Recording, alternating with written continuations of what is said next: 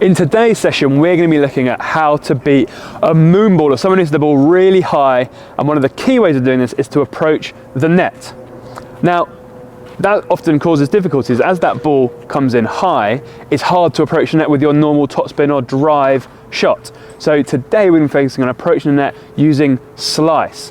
That means we can get the ball as it's rising, so we can step into the court and take it earlier, and that means we can approach the net on balls that maybe we don't normally.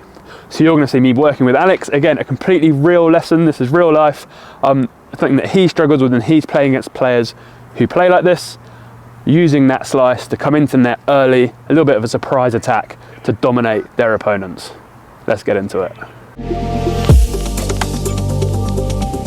So yesterday, when we were talking about approaching the net, and we spoke about letting it drop, so you're in a more comfortable position to play shots that you like, prefer, or are better at, however you want to call it. So we're letting it drop and then ripping it and following along that line.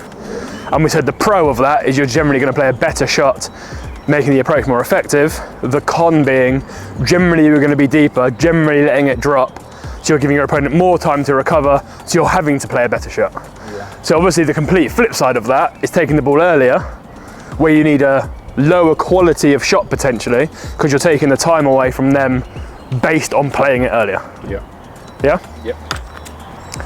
The second point was, when coming to the net, often getting lobbed and passed, how to make those shots harder, pace off and low. Unfortunately, those two things merge beautifully together into approaching with slice. Slice, because you're getting the ball as it's rising, so ball coming up, you coming down, matches perfectly, so a high percentage shot. And B, because it's got slice, the pace comes down a bit, it stays lower, so it's harder to generate pace, and it's harder to get under it to get height for a lob, which is why slice is such an effective approach, especially on a surface like this. Make sense? Yep. So we'll do a set where I'll feed in a higher ball. Not necessarily because it's the only one you can do it on, but it will be rising for longer, so you have more opportunity to go and get it. But now you're still going to get to zero behind it, but you're going to come closer to that first bounce, getting above the ball, so you can chip, cut, chop down on it, whatever you like, and then follow again along that same line as we did yesterday. Yeah. That's it. Yep. That's nice. Yep.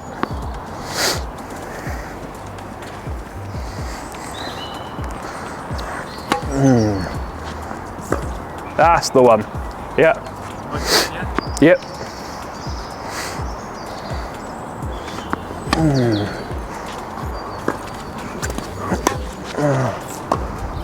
Very nice.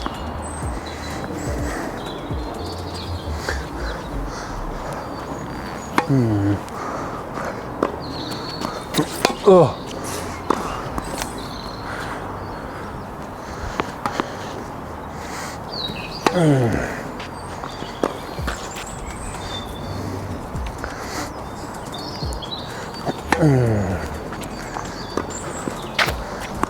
Interesting. So those last two approaches, were you attempting the same shot? No, the first one, I tried to take something off the second. Yeah. That one a bit too straight. And I overcorrected with that one, it was just too open. Yeah, so instead of trying to, right, yeah, so that's the basis of sensations, right? Is we don't want to hack into one and go, that was too fast, do it slower. We want to go, oh, when it's successful, it feels like a chip. That one before felt like a cut. And then that last one felt like a float, or whatever it may be.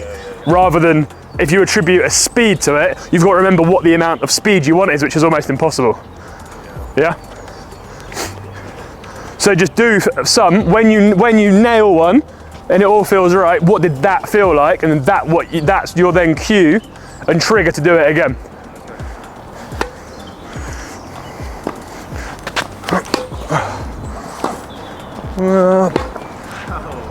So what was that? I thought that was a cut to me. Yeah, I liked it.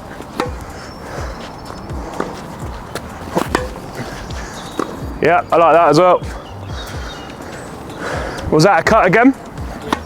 So get onto it, cut it down. Yeah, it's good.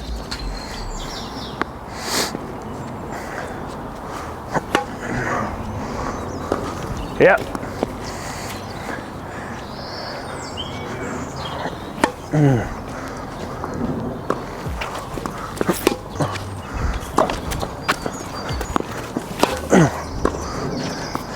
So if we remember what we spoke about after the session yesterday, when we finished, the difference between an approaching shot and a finishing shot, the same applies now, is that Pressure. yeah, if we talk about pressure in and pressure out, pressure in, the quality of your shot into them, your position and your movement skills and your speed and your location on the court is pressure on their outward shot. Yeah. So approaching the net, or serve volleying, chip and charging, getting forwards, is pressure on their outward shot. Yeah. So you're already applying pressure to them based on the fact you're coming in. So it doesn't require you to play with the risk and challenge of a big approach shot, because that's huge pressure into them. Yeah. It's not like, oh, essentially go for a winner and then follow it in. It's like it's double whammy, like it's completely unnecessary. So whilst those approaches are really effective, they're arguably too effective. And if they're that effective, is the margin there? If they're that close to the line, if they're that quick, and actually just by getting it into a good area, following the line, this player going to be rushed anyway because you're taking it early and you're coming forwards. Percentage-wise, you're going to pick up more total points by having good pressure in and good pressure out combined, but in a controlled way rather than huge pressure in that carries some risk, and the pressure out becomes almost irrelevant because if it's in, it's a winner. If it's out, you lose the point. Does that make sense? It's like a whole point of approaching is like a building process to winning the point. You're expecting it back. Yeah. It'll also give me a chance to get to it. Yeah. If you'd followed the line, easy volley. You just came too straight. But that's a much more, as a better approach in terms of consistency, ability to repeat it. Yeah, and that speed, but it just doesn't need to, it just needs to go here. And come follow it in and play the next ball.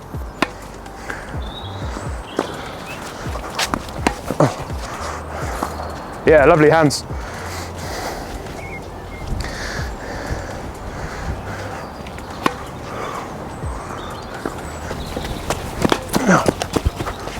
Yeah, that's what you want to finish with that ball. Was there any risk in your approach? Not really. So what is that sensation now on the slice approach?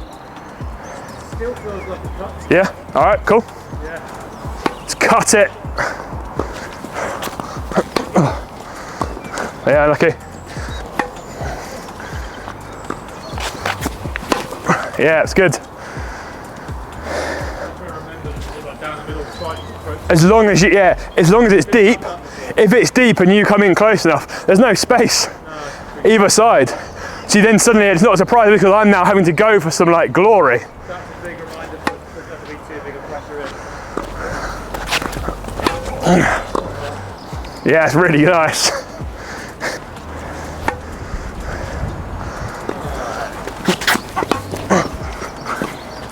Very good. Cool, one more.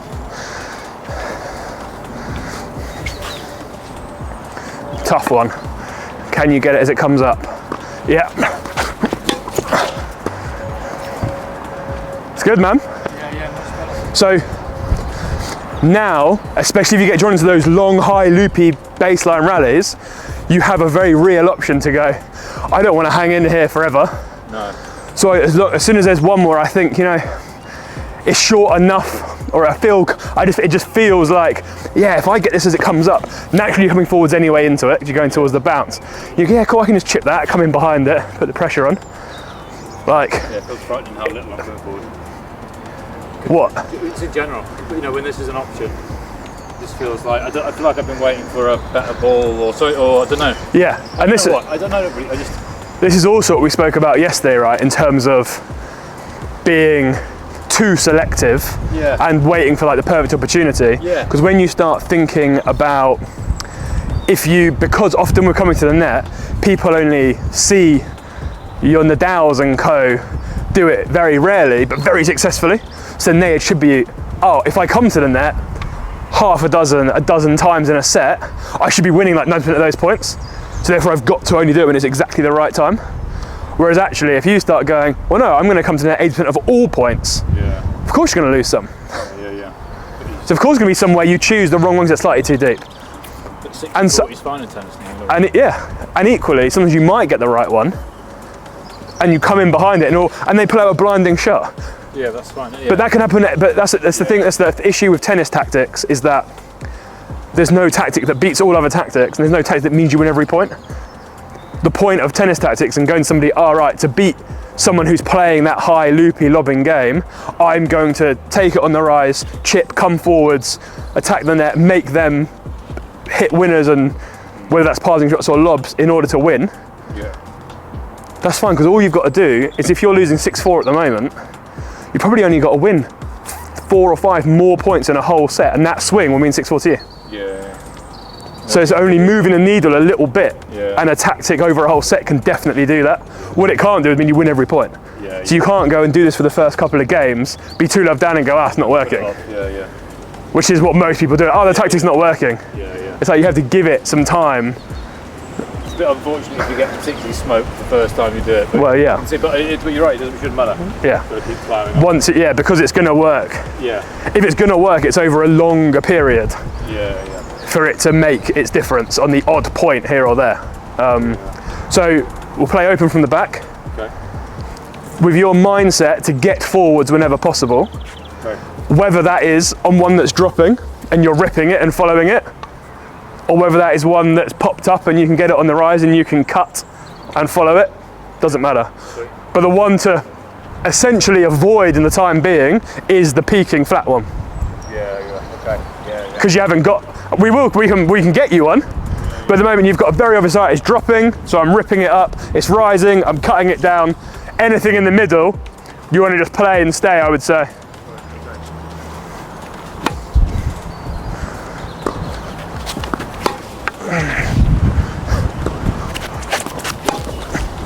It's good. It's hard work down this end with the wind, I've got to say.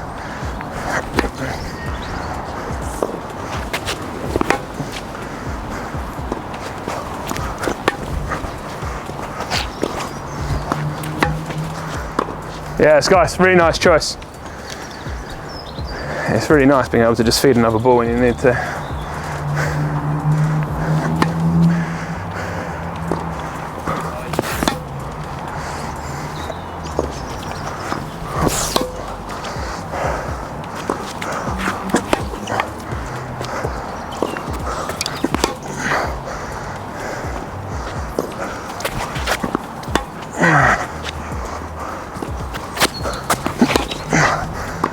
Very nice.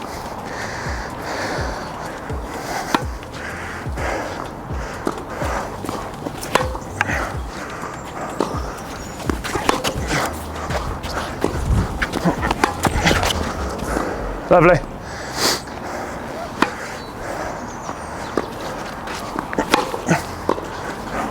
Very nice.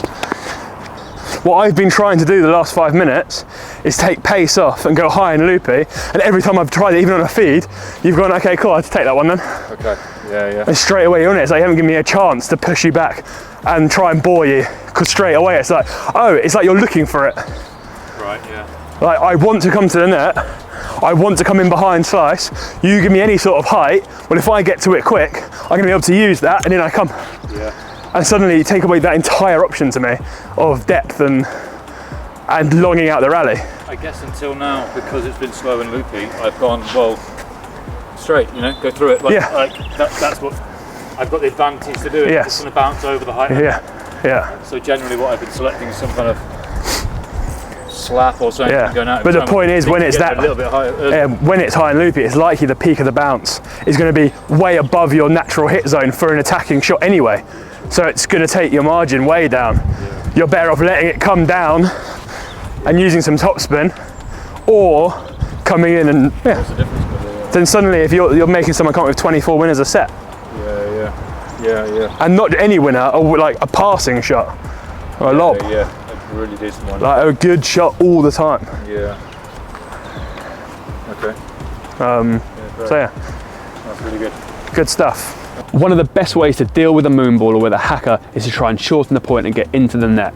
And in today's lesson of Alex, you've seen us using slice to do that. So as that ball is rising, stepping into it, so the more height they give you, the actual easier it is because it's rising for longer, chipping in, taking them by surprise, taking it early and coming into the net to dominate that point.